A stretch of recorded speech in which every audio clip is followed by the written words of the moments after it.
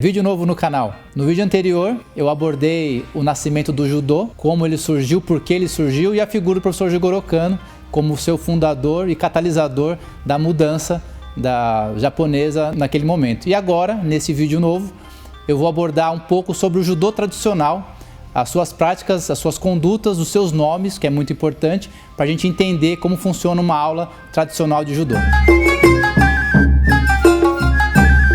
Mas antes de começar o vídeo, não esquece de ativar a notificação, se inscreva no canal para receber os avisos e deixe comentários, inclusive pedindo temas que eu aborde nos próximos vídeos. A primeira coisa a abordar seria o dojo, né? Que é o local da prática da arte marcial, no nosso caso o judô. O que é o dojo? É importante a gente saber as diferenças sobre esses locais. Existe dojo, que é o local da prática, shiaijo, que é arte marcial que tem competição, é onde você faz a prática competitiva, e o keikojo, para quem faz uma prática ao ar livre, seria o nome correto, keikojo. Então são três nomes diferentes, dojo, shiaijo e keikojo, que circundam as artes marciais. No nosso caso, no judô, prática sempre no dojo. O que é o dojo? O dojo tem a sua origem na época medieval japonesa, época dos samurais, como abordei inclusive no vídeo passado. E a formação dele, o fundamento dele e a estrutura dele tem um sentido. É claro que é muito difícil a gente hoje aplicar isso, né, na época moderna. Na maioria dos lugares os dojos são adaptados, né, por exemplo, escola, né, um colégio onde você tem uma aula de judô ou academias multiusos, né, então é muito difícil criar um dojo como ele foi pensado originalmente. Mas a título de curiosidade, é importante a gente saber que pensando num dojo tradicional, existem 4 partes. A parte sul, onde você entra e vê o espaço todo do dojo. A parede norte, ou a parte norte, seria o shomen, a parte mais importante desse dojo, desse espaço. Quem está de frente para esse espaço, lado esquerdo, seria o shimozeki, lado direito, o joseki. O que é isso? Shomen, a parte norte, é onde fica ou o quadro do professor Jigoro Kano ou o kamidana, que é aquele santuário japonês de madeira, ou os dois juntos, né? Ali seria o local adequado para ficar o quadro de Jigoro Kano e o kamidana, no shomen. Shomen significa a parte superior, a parte elevada, né? Por isso é a mais importante. Do lado esquerdo, para quem está vendo de frente um dojo, seria o shimozeki, que é onde ficariam os alunos menos graduados, né? Os kohais, para quem faz aquela fila tradicional separando graduado de menos graduado. E ao lado direito, né, vendo de frente um dojo, é o joseki, seria a segunda parte mais importante daquele espaço, onde ficariam os faixas pretas, para quem faz aquela entrada tradicional de treino. É importante também abordar essa fila, né, essa entrada, como todo dojo, toda arte marcial tem.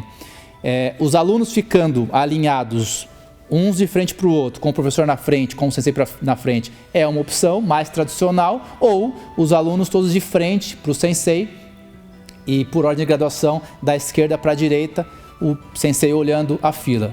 Ambas estão corretas, nenhuma está errada, só importante lembrar que essa que separa os alunos entre graduados e menos graduados é mais tradicional, é mais incomum hoje, mas não está errada, também faz parte da formação do dojo tradicional, era assim que se usava. Tem até uma história de por que é assim, não vou entrar nesse detalhe, porque é uma história longa, inclusive de defesa, né, defesa física. Mas a título de curiosidade é importante saber que na formação original dos dojos ficavam os faixas pretas de um lado, os mais graduados, e os menos graduados do outro lado, para proteger o sensei, no caso de alguma ameaça externa. Aproveitando que eu falei sobre alunos de um lado ou do outro, como era feito antigamente nos dojos, de mais graduados de um lado e menos graduados do outro, é importante abordar essa questão de senpai e kohai, dentro do judô, que é o mais graduado e o menos graduado, né? Lembrando, senpai é o mais graduado, kohai o menos graduado, sempre em japonês os termos. No judô, na vida japonesa no geral, é muito fácil esse entendimento, é muito comum, isso é praticado desde sempre, na escola, por exemplo, né? Para nós aqui no Ocidente é um pouco mais difícil, mas é importante, para quem é do meio da arte marcial, entender esse significado do senpai e do kohai. Né? Muita gente confunde, né, achando que o senpai é um explorador do kohai, ele manda, o kohai obedece. Não é assim. É uma relação, uma troca, na verdade, de muito respeito e de muita cobrança dupla. Então, por exemplo, o senpai, na maioria das vezes, ele é o auxiliar do sensei na aula. né? E ele tem muito mais contato, às vezes, com um aluno menos graduado do que o próprio sensei. Então, esse contato, esse ensinamento, né, esse exemplo que o senpai dá ao Kohai é diário, é muito frequente e, como eu disse, muitas vezes mais próximo do que o próprio sensei. Então, ele tem a responsabilidade de guiar, né, de conduzir o Kohai. E o Kohai, por sua vez, ele respeita aquela figura do mais graduado, ele obedece, né, quando for de fato alguma cobrança, e ele agradece sempre por essa troca, esse aprendizado que ele tem com o senpai. Muito raro um Kohai, né, chegar ao sensei. Numa montagem mais tradicional, o Kohai, as suas vicissitudes, os seus questionamentos chegam ao senpai e o senpai remete ao sensei. Isso é mais ou menos como é feito numa aula tradicional de arte marcial. É como, por exemplo, o veterano e o calouro, né? Numa universidade. O primeiro anista, o calouro, ele entra e tem o veterano que ajuda com livros, com conduta e tudo mais, com professores, né? Então é mais ou menos essa relação que a gente tem de senpai e Kohai dentro de um dojo, dentro da arte marcial japonesa. Então, saindo dessa questão do dojo diretamente, vamos pensar a pessoa, o praticante, chegando ao dojo. Ele chega ao dojo e ele vai, primeira coisa importante, né, fazer uma saudação ao entrar no espaço do dojo. Lembrando a diferença entre dojo e tatame. Tatame faz parte do dojo, ele é o espaço restrito ao treino, à prática. O dojo é todo esse espaço, então a conduta, a etiqueta, ela tem que ser igual no tatame ou no dojo. Muita gente confunde isso. Tatame é só o local restrito da prática, né, o local onde você faz a prática. Tudo que significa aquele espaço é o dojo. Ou seja, a sua conduta, a sua maneira de trabalhar e de se relacionar em cima do tatame tem que ser a mesma dentro do dojo. Vestiário é dojo, corredor é dojo, onde você vai tomar água é dojo. Então, a maneira de se portar é a mesma, independente de estar em cima do tatame ou fora do tatame, mas dentro do espaço chamado dojo. Então, você chegou ao dojo para fazer uma aula, no nosso caso de judô. Você entra no dojo, faz uma saudação, né? Ao entrar no dojo, ao espaço, faz um ritsurei em pé. Ritsurei significa literalmente saudação em pé. Você faz um ritsurei e vai ao vestiário, quando você não vem de judogi de casa. Você foi ao vestiário e colocou o seu judogi. Essa é a parte do judogi. O que é o judogi? Para que ele serve? Né? No vídeo anterior, eu abordei do nascimento, né, da criação do judogi, que o professor Jigoro Kano que pensou, né, inovou com essa roupa específica para a prática do judô, judogi, diferente de kimono. Dá lá no outro vídeo, dá uma olhadinha que eu falo sobre isso. Mas do que ele é composto, né? Judogi, uniforme de judô, são 4 partes. Muita gente esquece de uma, mas são 4 partes. Em japonês, pensando sempre usar o nome correto. O agi, casaco, a parte de cima. A faixa, o obi. A calça, o zubon, e o chinelo, zori. Muita gente esquece do chinelo, mas o chinelo é parte integrante do judogi. É a única parte que a gente não usa em cima do tatame, mas usa por todo o dojo. Você está de zori, está de chinelo. Então, 4 partes do judogi. O agi, obi, zubon e zori. Judogi sempre limpo, sempre branco. Por que branco? O judogi branco, ele significa várias coisas, né? Existem vários significados do motivo dele ser branco. Primeiro porque o professor Jigoro Kano criou essa ideia do uniforme específico para a modalidade, e o branco é a cor do algodão, era mais barato, muito mais fácil, de mais fácil acesso. Você já tem aí uma possibilidade de mais gente ter o judogi, porque ele era mais barato, então, pela cor do algodão. Segundo, significa limpeza, pureza, candura, né? É muito importante essa ideia também da cor branca, paz, né? E outra coisa sensacional, a igualdade, né? As pessoas são iguais, com a mesma cor de judogi, né? Então ele tem vários motivos por ser branco. Um treino tradicional de judô, judogi branco. Existe o azul, existe o judogi azul. E quando ele foi criado? O judogi azul foi criado no fim dos anos 90 pela Federação Internacional de Judô, que quem gerencia a parte competitiva do judô. E ela criou esse judogi da cor azul com a justificativa que seria mais fácil para as pessoas leigas, né, que não são do judô, entender, por exemplo, numa competição de quem foi a técnica. Então, criou-se esse judogi da cor azul para que as pessoas enxergassem melhor a técnica. Só por esse motivo. Ou seja, é errado usar o Judogi azul num treino? Depende. Se você faz um treino em um local onde a preocupação é toda ela para competição, a preocupação é performance, alto rendimento, competição, só isso, indiferente a cor branca ou cor azul. Agora, num treino tradicional de judô, onde está preocupado com a ética, com a etiqueta, com a parte tradicional, a essência, né, conduta, Judogi sempre branco. Não há motivo para usar o Judogi da cor azul num treino que se propõe a isso. E como fazer isso, às vezes, com a criança vem com um Judogi da cor azul no seu treino? Explica. O mais importante da nossa modalidade é explicar, dar sentido às coisas.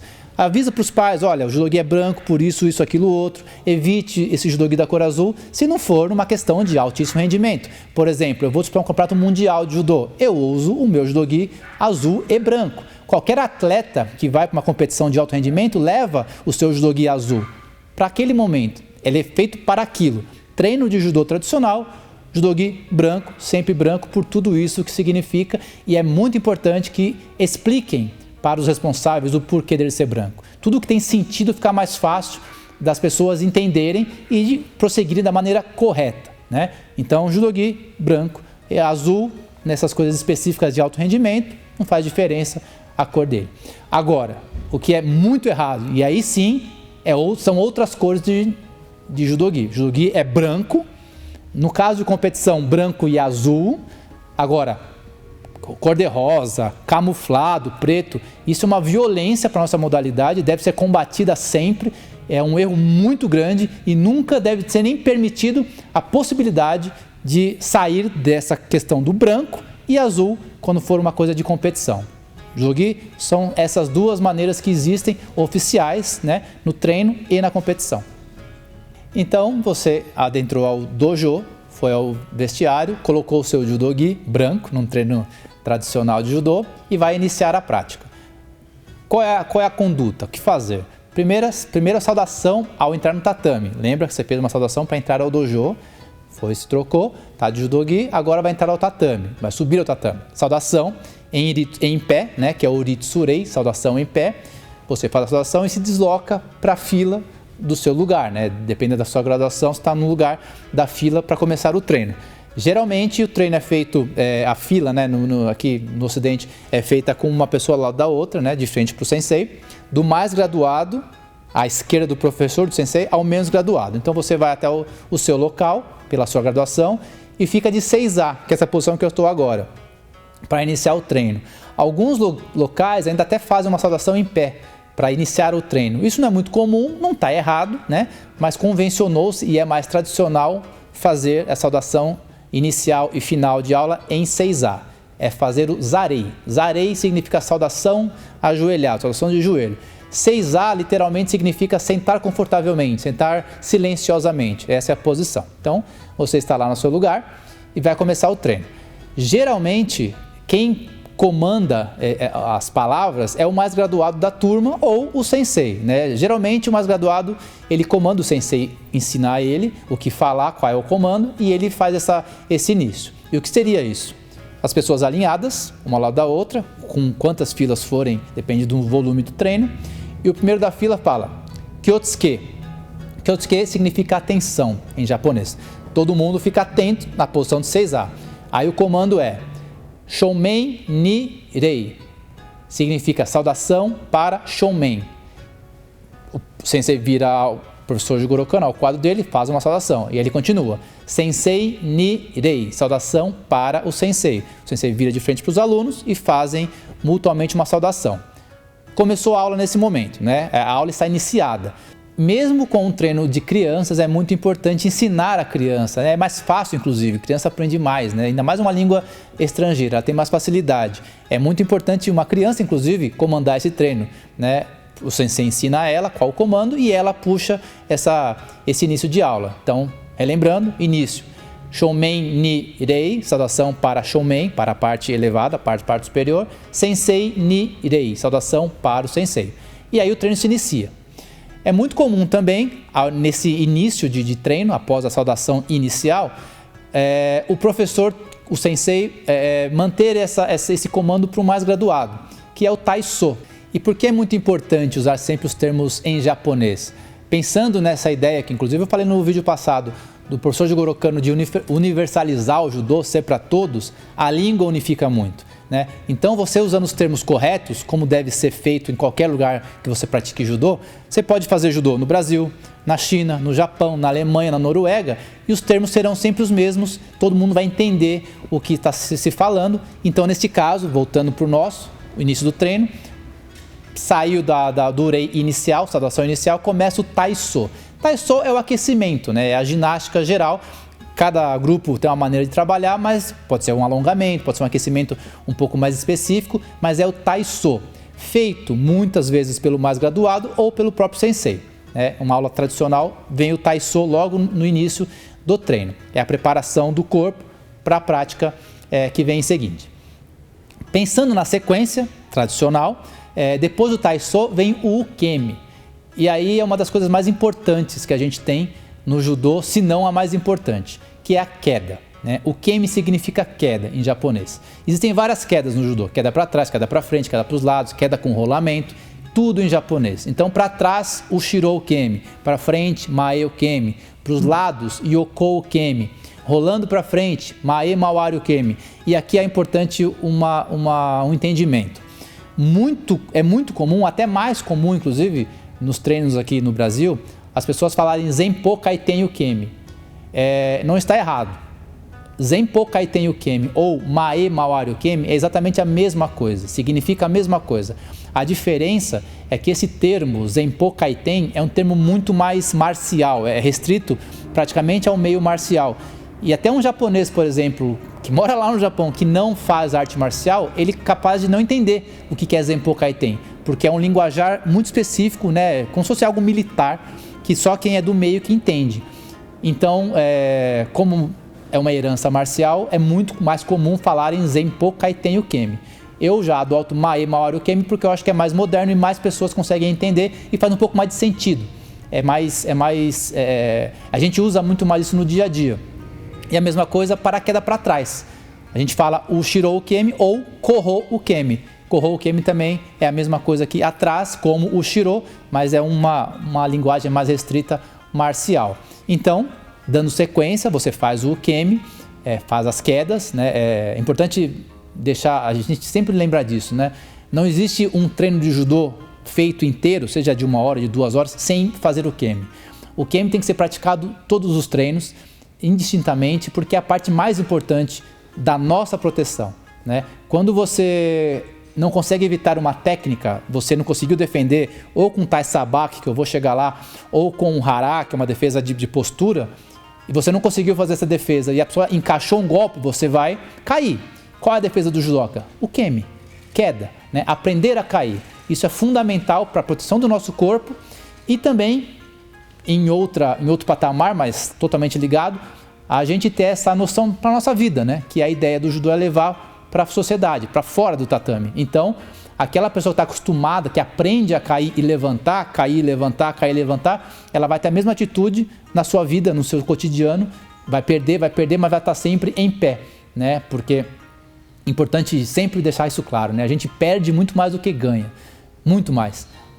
O importante é levantar, né? E no judô a gente faz isso tecnicamente com o Ukemi e na vida, superando os desafios, estando sempre em pé para os próximos que vierem. Então, saindo do Taiso, parte de Ukemi, fundamental, treinar todos os dias, aprender a cair para não se lesionar.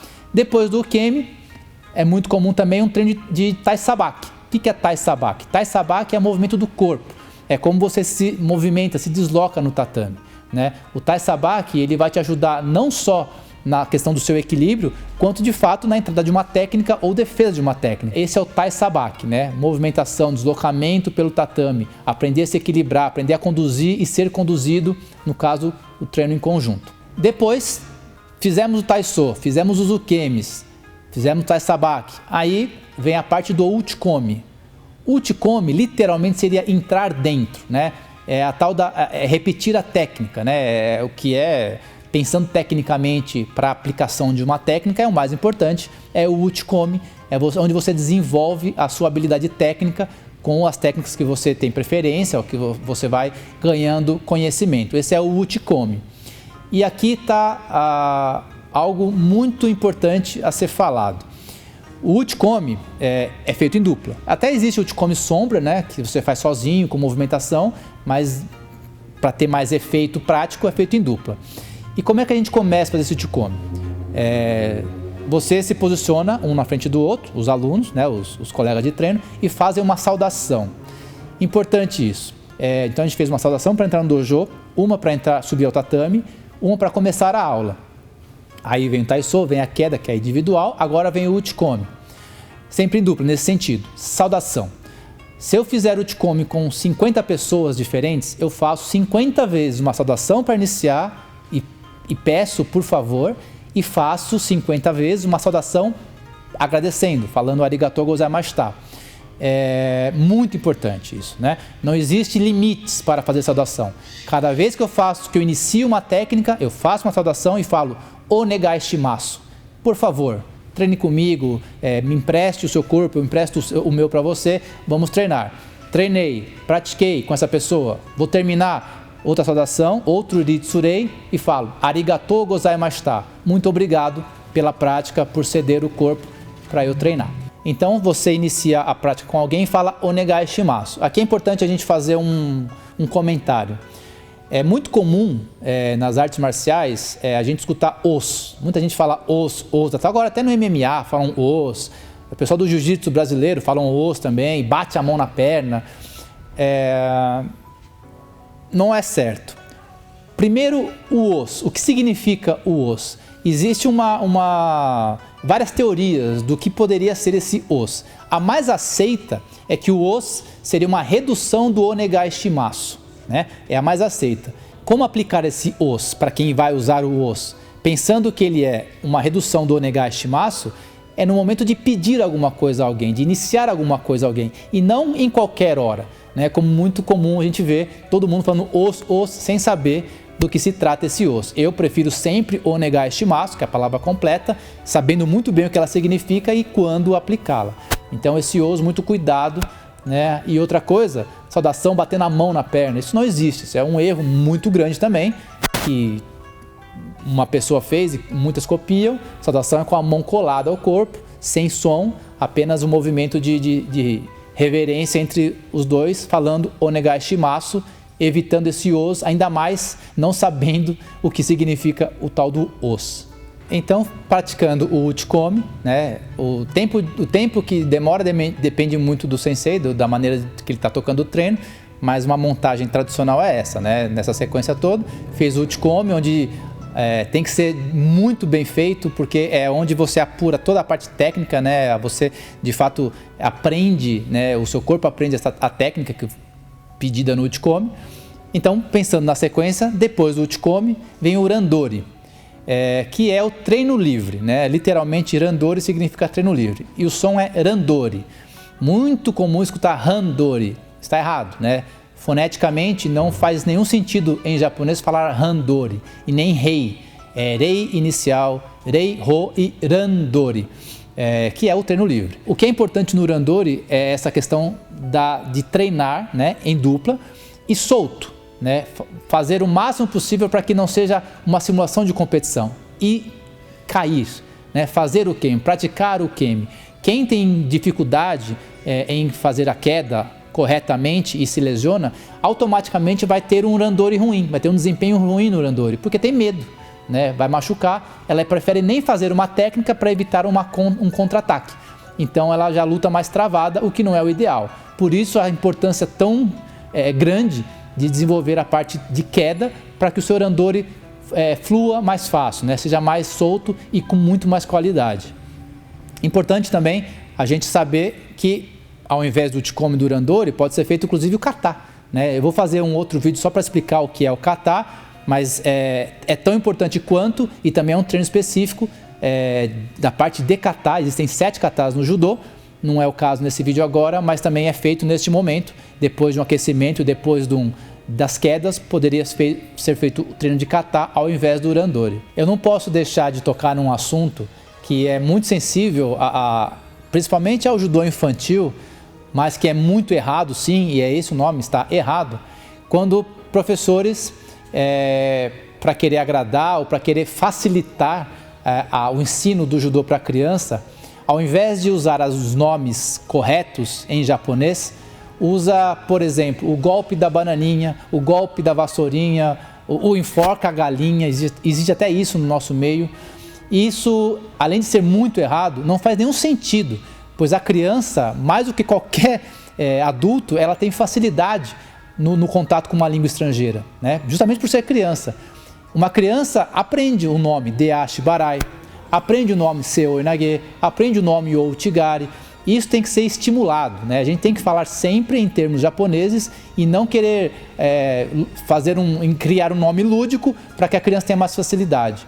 Isso é um erro muito comum e eu não posso deixar de falar para que não se repita isso, né? Para que os professores de judô tenham consciência do que eles estão fazendo, tenham responsabilidade pelo que eles estão ensinando e que ensinem as técnicas com os nomes corretos, né?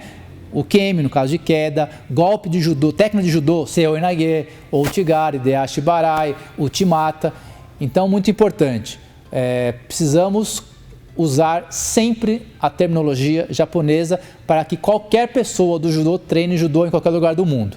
É muito errado professores de judô quererem adaptar, né, nomes de técnicas para ensinar as crianças, né?